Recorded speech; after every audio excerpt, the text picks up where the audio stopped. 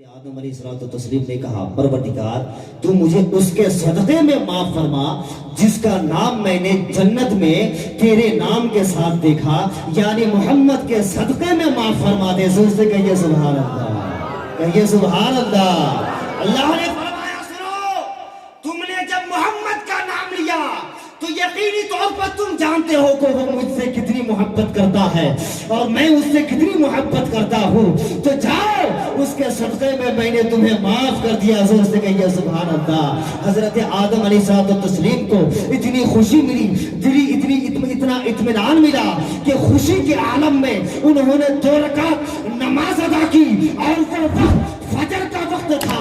رب قدیر کو 2 رکعت پڑھنا اتنا پسند آیا، اتنا پسند آیا، رب نے فرمایا اے آدم 1000 سال پہلے تم نے 2 رکعت آج پڑھی، یہ 2 رکعت مجھے قبول ہے اپنے محمد صلی اللہ تعالیٰ علیہ وسلم کی امت کے لیے، اسے اسی وقت فجر کے وقت فرض قرار دوں گا۔ زور سے کہو اور ایک بار کہو۔ گویا کہ فجر کی 2 رکعت پڑھنا حضرت آدم علیہ السلام کے قبول توبہ کی یاد منانا ہے۔ زور سے کہو۔ ایک ثبوت ہو گیا منانا فجر کی نماز، دن کی پہلی نماز، تو پہلی دلیل ہو گیا، اور پہلی دلیل تو سب سے قوی ہوتی ہے۔ اب لے لیجئے ظہر کا وقت۔ ظہر کے وقت میں حضرت ابراہیم علیہ السلام، اللہ رب العزت نے انہیں بیٹا عطا فرمایا، حضرت اسحاق علیہ السلام۔ حضرت ابراہیم علیہ السلام کو جب بیٹا ہوا تو انہوں نے خوشی کے مارے 4 رکعت نفل نماز پڑھی۔ وہ ظہر کا وقت تھا، خدا کو وہ نماز اتنی پسند آئی کہ ظہر کے وقت اسے امت محمدی کے لیے فرض قرار دیا۔ کہیے سبحان اللہ۔ 2 نمازیں ہو گئی اور 2 دلیلیں بھی ہو گئی۔ تیسری نماز کیا ہے؟ عصر کا وقت۔ حضرت عزیر علیہ السلام، حضرت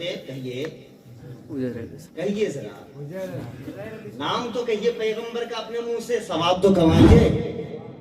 کون؟ حضرت عزیر علیہ السلام۔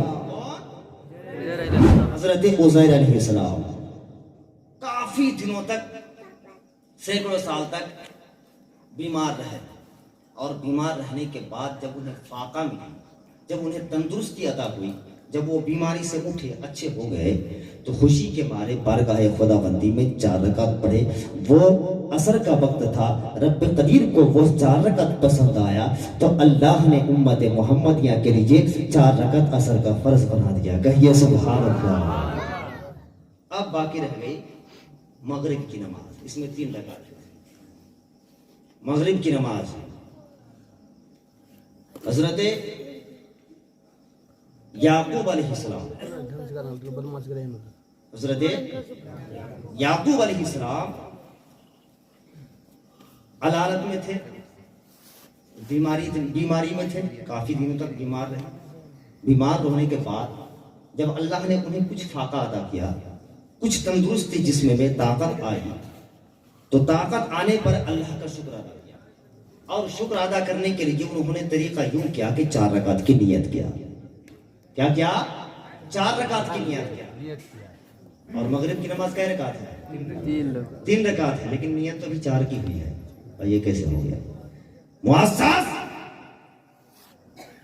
اللہ کی حکمت، خدا کی قدرت، جب انہیں فاقہ ہوا، نیت 4 رکعت کی، رب نے اسے قبول کر لیا، لیکن 3 رکعت پر پہنچے، مکمل تندرستی نہیں آئی تھی، مکمل طور پر وہ ٹھیک نہیں ہوئے تھے۔ رب کی بارگاہ میں 4تھی رکعت کا سجدہ نہ کر سکا، 3 ہی رکعت میں بیٹھ گیا۔ رب کی بارگاہ سے آواز آئی، اے سنو سنو، اے میرے پیغمبر، تم نے 4 کی نیت کی ہے لیکن 3 پر بیٹھ گئے، بیماری نے اجازت نہ دیا، مجھے 3 قبول ہے، اور اتنا قبول ہے کہ میرے محبوب کی امت کے لیے 3 ہی فرض کر دیا۔ کوئی نعرہ تو لگا دو۔ نعرے تکبیر، اللہ اکبر، نعرے رسالت، یا رسول اللہ، نعرے رسالت، یا رسول اللہ۔ अल्लामा मौलाना मुनव्वर हुसैन साहब क़िबला जिंदाबाद। हज़रत अल्लामा मौलाना मुनव्वर हुसैन साहब क़िबला जिंदाबाद। नारे हैदरी या अली, नारे हैदरी या अली, नारे तकबीर या अल्लाह, नारे रिसालत या रसूल। तीन ही पर अटक गई। इसलिए मगरिब की नमाज कितनी रकातें हैं? तीन रकातें हैं। हजरत यूनुस अलैहिस्सलाम, आप जानते हैं ना उनका वाक़या, जो कि मछली के पेट में थे। 40 दिनों तक मछली के पेट में रहने के बाद जब बाहर आए तो शुक्राने की नमाज 4 रकात नफल अदा की। इशा का वक्त था, वो 4 रकात रब ने कबूल किया। उम्मत मोहम्मदिया के लिए इशा का फर्ज करार दिया। एक बार सभी मिलकर के कहिए सुभान अल्लाह, कहिए एक बार या रसूल अल्लाह। जब मुकम्मल जवाब हो गया हाथ उठा के कहिए या रसूल अल्लाह। तो ये सवाल अब कोई पूछे तो जवाब बन जाएगा ना आपसे? जवाब हो जाएगा ना मुकम्मल तौर पर? उसका मुंह तोड़ जवाब दे देंगे ना कि ऐने इस्लाम मनाना है। तुम कहते हो इस्लाम में मनाने नाम की कोई चीज नहीं है, बुद्धू कहीं। ऐने जो हकीकत इस्लाम है वो तो खुद मनाना है। कहिए सुभान अल्लाह। यह है इस्लाम की हक्कानियत और इस्लाम की रूहानियत। हजरत उज़ैर अलैहिस्सलाम का जो वाक़या मैंने बयान किया, हजरत उज़ैर अलैहिस्सलाम को अल्लाह ने मौत अता की थी, इंतकाल कर गए थे, बीमार नहीं हुए थे, वो इंतकाल कर गए थे। और इंतकाल के बाद उतने सालों के बाद अल्लाह ने उन्हें फिर दोबारा जिंदगी अता किया, तब शुक्राने की नमाज पढ़ी। कहिए सुभान अल्लाह।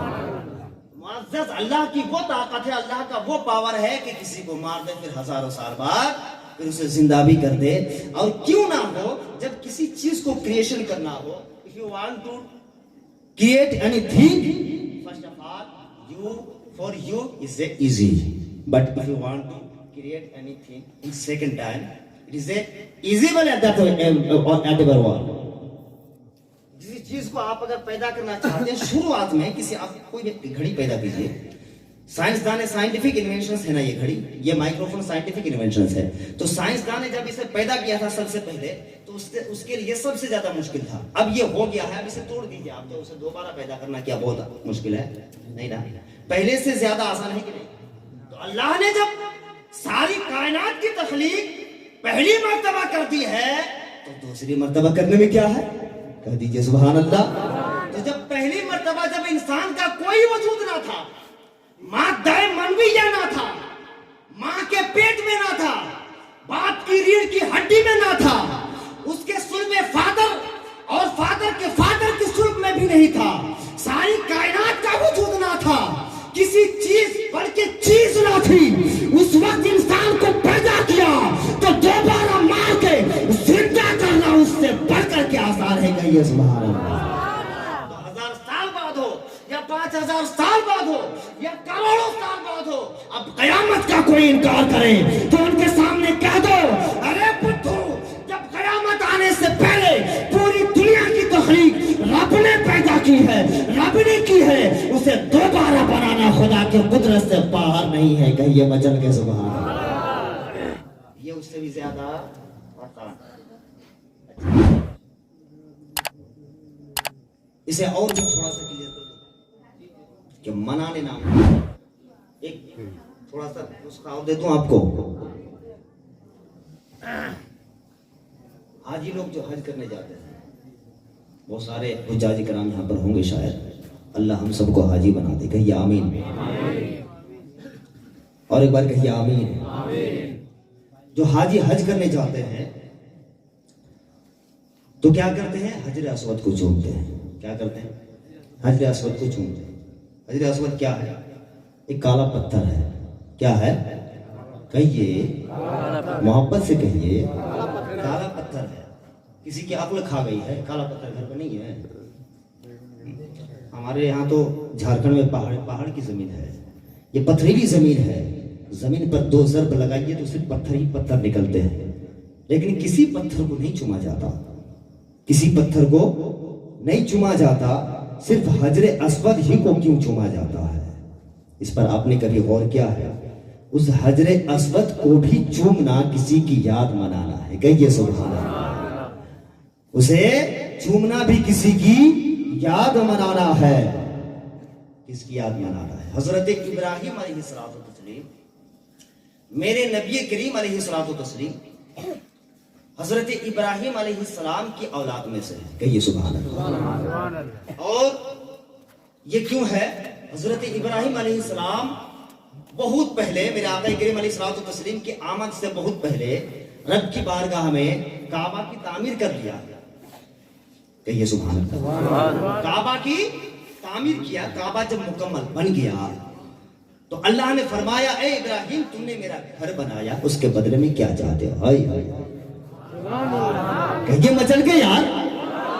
ابراہیم تم نے میرا گھر تیار کیا, اس کے عوض میں تمہیں کیا چاہیے؟ حضرت ابراہیم فرماتے ہیں رب قدیر میں نے سنا ہے اور یقین ہے آخر زمانے میں تیرا محبوب آئے گا, اسے تو بہت محبت کرتا ہے, تو اسے میری اولاد میں بنا دے. کہیے کہہ دیجئے یار مچل کے. اے اللہ تو مجھے اس کی اولاد, انہیں تو میری اولاد میں سے بنا دے. تو جب وہ یہ دعا کیے تھے تو کس پہ؟ اسی پتھر پہ چڑھ کر کے دعا کیے تھے. کہیے سبحان اللہ. اسی پتھر پہ چڑھ کر کے دعا کیے تھے. رب قدیر کی رحمت کو گوارا نہ ہوا کہ جس پتھر پر چڑھ کر کے اس کی دعا قبول کی جائے اور میرے محبوب کی ولادت ہو اس دعا کے صدقے میں اور اس سے عزت نہ کی جائے. فرمایا اے عرب کے لوگوں سارے پتھروں کو ایک طرف کرو, سارے صحرا کے چٹانوں کو ایک طرف ڈال دو, مگر جس پتھر پر کھڑے ہو کر کے میرے ابراہیم نے میرے محبوب کی آمد کی دعا کی تھی اس پتھر کو سنبھال کر کے رکھ دو.